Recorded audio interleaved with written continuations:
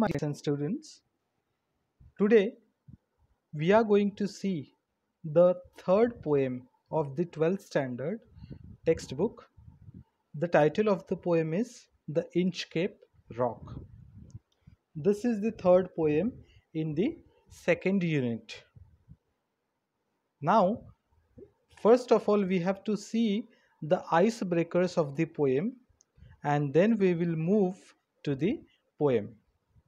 But before going to the lesson, before going to the poem, we have to, what you have to do, subscribe my channel, like my videos, and please press the bell icon button so that you will receive all the notifications of my upcoming videos.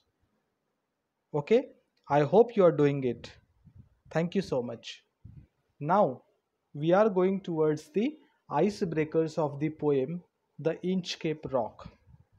Now, in today's session, we are going to see the icebreakers and the introduction of the poet. Okay, so let's go to the icebreakers. First activity is prepare a word register related to marine life. Marine life means समुद्री जीवन, म्हणजे समुद्री जीवनाशी आधारित word register म्हणजे list तुम्हाला करायची आहे. आता असे कोणते शब्द आहे जे समुद्री जीवनावर आधारित आहे, तर आपण त्याची यादी बनवूया आणि हे तुम्हाला तुमच्या पुस्तकामध्ये नोट डाऊन करायचं आहे. सो पहिला शब्द त्यांनी दिला आहे सेलर्स. सेलर्स मीन्स खलाशी. ओके, आणि आता दुसरा शब्द, बाकीचे शब्द आपल्याला लिहायचे आहे, तर कुठलाही समुद्राच्या जीवनाशी रिलेटेड शब्द आपण इथे लिहू शकतो. जसं समुद्रामध्ये आपण काय चालवतो, बोट, राईट, बोट. देन समुद्रामध्ये काय उठतात, लाटा, दॅट इज वेव्ज, बरोबर. त्यानंतर समुद्राला काय म्हणतो आपण, महासागराला म्हणतो आपण ओशन, बरोबर, OCEAN, ओशन. त्यानंतर समुद्रामध्ये काय चालतात आणखी, शिप्स, SHIPS, शिप्स. त्यानंतर समुद्रामध्ये काय असतात, आयलंड्स, बरोबर, आयलंड्स, ISLANDS. त्यानंतर आणखी आयलंडला आपण म्हणतो आईसबर्ग्स, आईसबर्ग्स,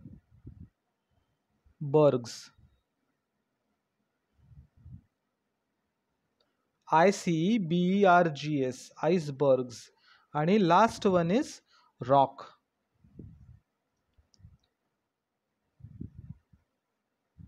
ROCK, रॉक.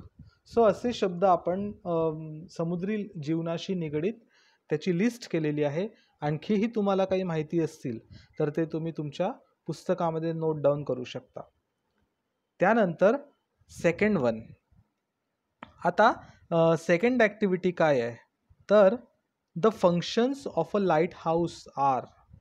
आता लाईट हाऊस म्हणजे काय, तर समुद्रामध्ये एक लाईट हाऊस असतं जे आपल्याला काय करत असतं, त्यांनी एक फंक्शन दिलेलं आहे त्याचं, टू शो द डिरेक्शन. म्हणजे समुद्रामध्ये आपल्याला वाट दाखवण्याचं काम कोण करतं, तर लाईट हाऊस, बरोबर. मग आता आणखी हे लाईट हाऊस कशाच्या कामी येतं किंवा काय मदत होते या लाईट हाऊसमुळे आपली, तर आणखी आपण लिहू शकतो की to warn, WARN, to warn boats, म्हणजे ज्या काही बोट्स आहेत समुद्रातल्या त्यांना वॉर्निंग देणे, कशाबद्दल, ऑफ डेंजरस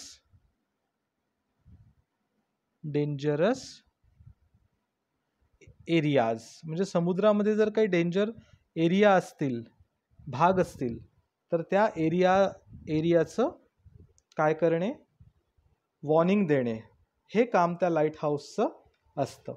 आणि थर्ड इज, 3 दिलेले आहेत त्यांनी, आपल्याला 3 फंक्शन त्याचे लिहायचे आहेत, तुम्ही जास्त पण लिहू शकता. आणि थर्ड आहे it is like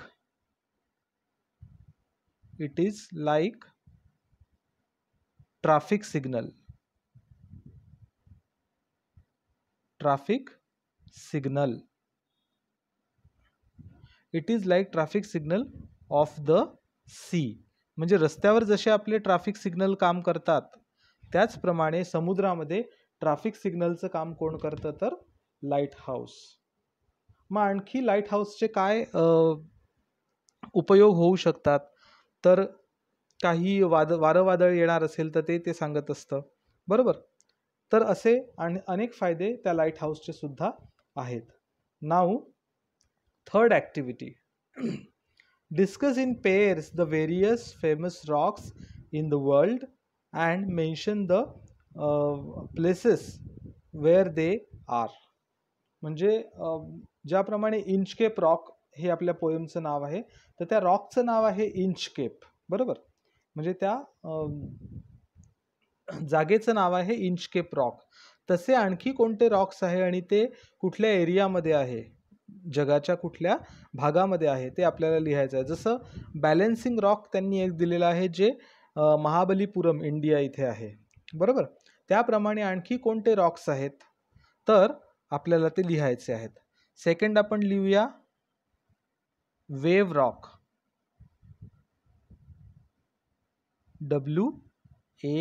WAVE, wave rock. Wave rock हे कुठे आहे तर ॲरिझोना USA. याची प्लेस आहे ॲरिझोना आणि ॲरिझोना कुठे आहे तर USA मध्ये, बरोबर. हे सेकंड फिल इन द ब्लँकमध्ये लिहायचं आहे आपल्याला. फेमस रॉकच्या बॅलन्सिंग रॉकच्या खाली लिहायचं आहे वेव रॉक आणि महाबलीपुरमच्या खाली लिहायचं आहे Arizona ब्रॅकेटमध्ये USA. Okay. Now third one. Third दिला आहे split Apple rock, SPLIT, split Apple rock. Rock तुम्ही लिहा, रॉक कॉमन शब्द आहे सो तो तुम्ही पुढे ॲड करा. आणि हे स्प्लिट ॲपल रॉक आहे न्यूझीलंडमध्ये. सो ॲरिझोनाच्या खाली तुम्हाला लिहायचं आहे New Zealand. Okay. So split Apple rock in New Zealand. त्यानंतर थर्ड आहे डेव्हिल्स टावर. या रॉकचं नाव आहे devil's tower, DEVILS, devil's tower. आणि हे कुठे आहे तर हे आहे व्योमिंग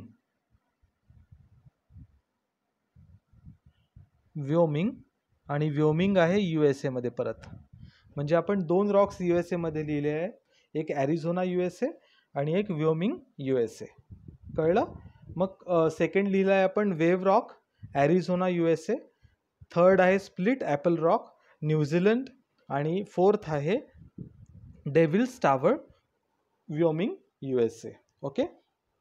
आणखी तुम्हाला जर कोणते रॉक्स माहिती असतील तर ते याच्यात ॲड करायला हरकत नाही.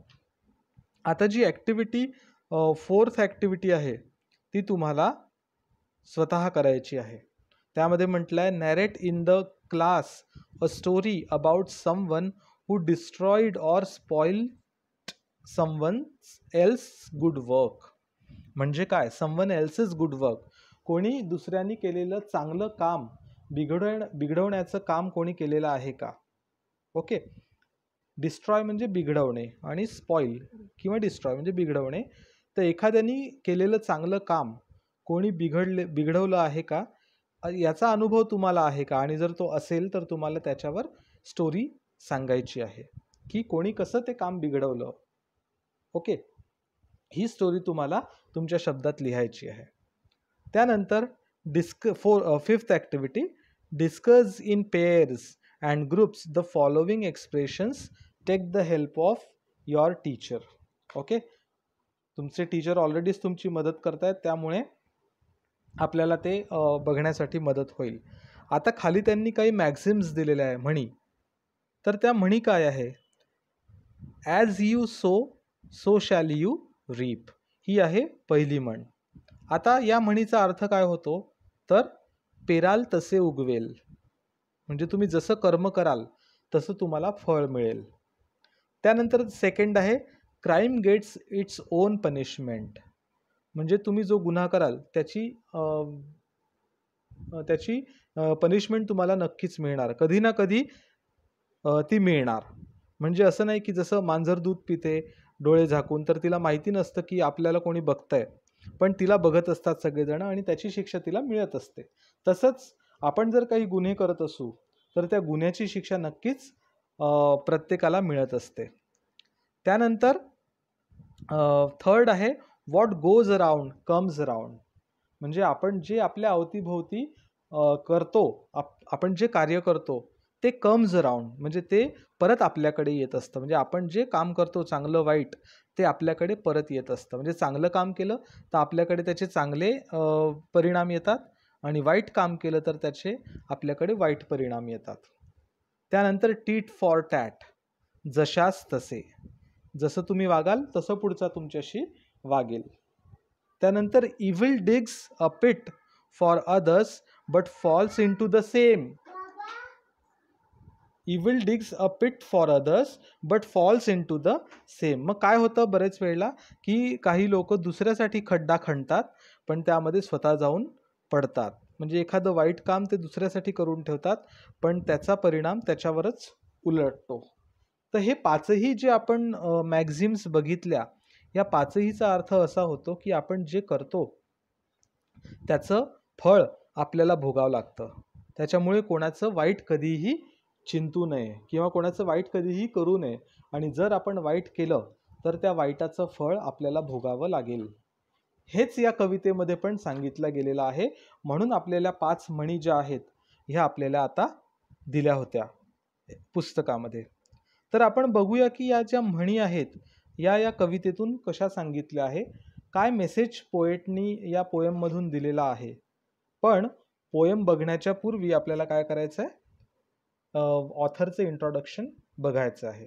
ओके, आता आपण बघूया द इंचकेप रॉक ही जी पोएम आहे ही रॉबर्ट साऊदीने लिहिलेली आहे. ओके, आता रॉबर्ट साऊदी 1774 टू 1843 हा त्याचा पिरियड आहे. आणि he was born in Bristol, England. इंग्लंडमधलं एक शहर आहे ब्रिस्टॉल, त्या ब्रिस्टॉल शहरामध्ये त्याचा जन्म झालेला आहे. He was the son of a Draper. Draper means जो कपडे विकतो त्याला म्हणतात Draper. Son of a Draper, educated at Westminster school. म्हणजे हा जो रॉबर्ट साऊदी आहे याचं शिक्षण झालेलं आहे वेस्टमिन्स्टर स्कूलमध्ये अँड बॅलियल्स कॉलेज, ऑक्सफर्ड. ऑक्सफर्ड नावाच्या शहरामध्ये बॅलियल्स कॉलेज आणि वेस्टमिन्स्टर स्कूल इथून त्याचं शिक्षण झालेलं आहे. ही was a poet laureate of England. Poet laureate म्हणजे काय, इंग्लंडचा कोण होता तो, पोएट लॉरेट होता. आता पोएट लॉरेट म्हणजे काय तर राजकवी, म्हणजे त्या पूर्ण राज्याचा कवी होता तो. ओके, जसं आपल्या इथे महानायक म्हणतात, पूर्ण भारताचा जर नायक असेल तर त्याला आपण महानायक म्हणतो. तसंच पूर्ण राज्याचा कवी तर तो झाला राजकवी, त्याला म्हणतात poet laureate. He was a poet laureate of England from 1813 to 1843. म्हणजे राजदरबारामध्ये जे पद होतं राजकवीचं, ते पद जे आहे ते यांनी जवळपास 30 वर्ष भूषवलं. कोणतं पद, राजकवीचं पद. Some of his short poems like the scholar, the battle of Blenheim, bishop Hatto, the Inchcape Rock etcetera are very popular with the school children. मग या सगळ्या ज्या पोएम्स आहेत या अतिशय फेमस आहेत, पॉप्युलर आहेत. आणि त्यामध्ये द इंचकेप रॉक ही जी पोएम आहे ही पण भरपूर फेमस आहे स्कूल चिल्ड्रनमध्ये, म्हणजे शाळेतल्या मुलांमध्ये. त्यानंतर या पोएममध्ये काय सांगितलं गेलेलं आहे किंवा या पोएमचा प्रकार कोणता आहे ते याच्यामध्ये दिलं आहे खाली. The Inchcape Rock is a ballad. Ballad म्हणजे लॉंग पोएम, मोठी पोएम ज्याच्यामध्ये नॅरेशन सांगितलेलं आहे. नॅरेशन म्हणजे कथन. The Inchcape Rock is a ballad. It is the story of the 14th century attempt by the abbot of Aberbrothock to install a warning bell on Inchcape. आणि यामध्ये 14व्या शतकामध्ये एक वॉर्निंग बेल त्यांनी इंचकेपला hang केली होती, अटकवली होती. कोणी? ॲबट ऑफ ॲबरब्रथक. आता ॲबट म्हणजे काय की जिथे ख्रिश्चन संत किंवा नन्स आणि फादर्स, मंक्स वगैरे राहतात, त्या जागेचा मेन हेड त्याला म्हणतो आपण ॲबट. ओके. आणि ॲबरब्रथक हे एका जागेचं नाव आहे. सो तो जो हेड होता ॲबट त्या ॲबरब्रथकचा, त्यांनी काय केलं होतं की इंचकेप रॉकवर एक वॉर्निंग बेल इन्स्टॉल केली होती, जेणेकरून जर एखादं अंधारामध्ये वगैरे एखादं शिप धडकलं त्या खडकाला, तर ती बेल वाजेल आणि त्या शिपच्या सेलरला असं कळेल की इथे काय आहे, डेंजर आहे, खतरा आहे. म्हणून आणि तो तिथून ते शिप वळवेल. म्हणून त्यांनी ती वॉर्निंग बेल जी आहे ती तिथे हँग केली होती, अटकवली होती. अ notorious sandstone reef about 11 miles. आणि तो जो इंचकेप रॉक आहे तो कसा आहे? Notorious. Notorious means very famous. Okay. So तो इंचकेप रॉक हा खूप फेमस होता. आणि तो कसा होता? Sandstone reef. सँडस्टोन रीफ म्हणजे मातीपासून, वाळूपासून बनलेल्या दगडांचा एक अखंड दगड तो होता. वाळूपासून बनलेला एक अखंड दगड, सँडस्टोन रीफ. About 11 miles. आणि किती मोठा होता तो? 11 मैल म्हणजे 18 kilometre. Okay. Off the east coast. आणि कुठे होता तो?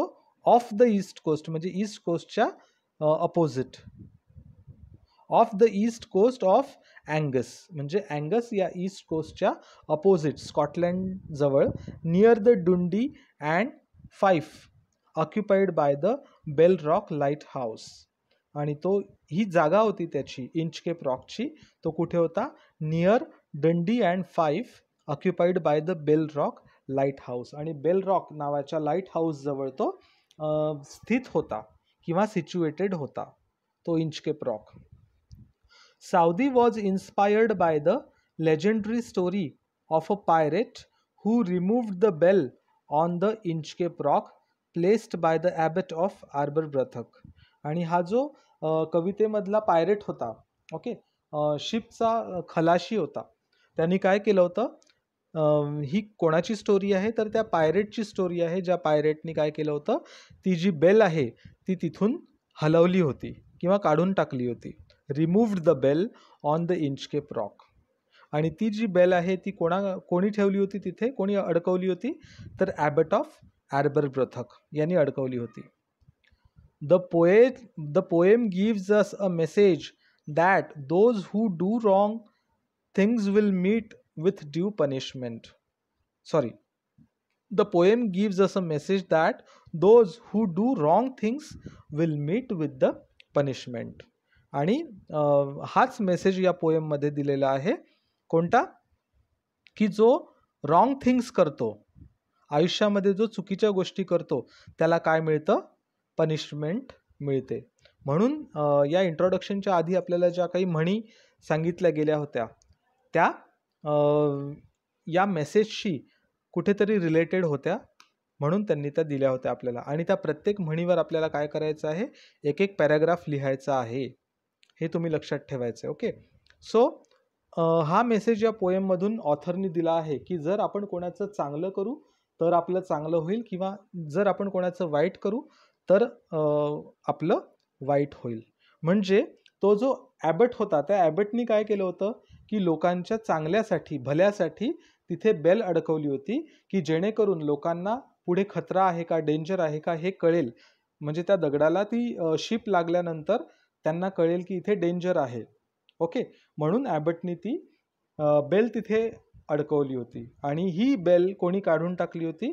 त्या पायरेटनी काढून टाकली होती. आणि पायरेटसोबत आता पुढे काय झालं हे या पोएममध्ये आपल्या सांगितलं गेलेलं आहे. म्हणजे त्यांनी हे वाईट काम केलेलं आहे, त्यांनी चुकीचं काम केलेलं आहे. आणि हे चुकीचं काम केल्यामुळे त्याच्या आयुष्यात काय अडचणी आल्या किंवा त्याला काय भोगावं लागलं हे या पोएममधून सांगण्यात आलेलं आहे. तर ही पोएम जी आहे ही आपल्याला नेक्स्ट व्हिडिओ लेक्चरमधून सुरू करायची आहे. त्यापूर्वी आपण ही पोएम एकदा संपूर्ण वाचायची आहे. समजली नाही तरी ती वाचायची, जेणेकरून जेव्हा मी तुम्हाला एक्सप्लेन करेन तेव्हा तुम्हाला तुमच्या ती अगदी पटकन लक्षात येईल. ओके. आणि आय होप की तुम्ही या सगळ्या ज्या ॲक्टिव्हिटीज आहे आपल्या आईस ब्रेकर्स आणि ब्रेनस्टॉर्मिंग ॲक्टिव्हिटीज या पुस्तकामध्ये तुम्ही नोट डाऊन करता आहात किंवा तुमच्या कॉपीमध्ये नोट डाऊन करता आहात, अशी मी अपेक्षा करतो तुमच्याकडून. ओके. सो इथे आपण आज थांबूया आणि नेक्स्ट लेक्चरला आपण काय करू, पोएमला सुरुवात करूया. Till then a very happy day and a very goodbye, and thank you for listening me patiently. Thank you so much.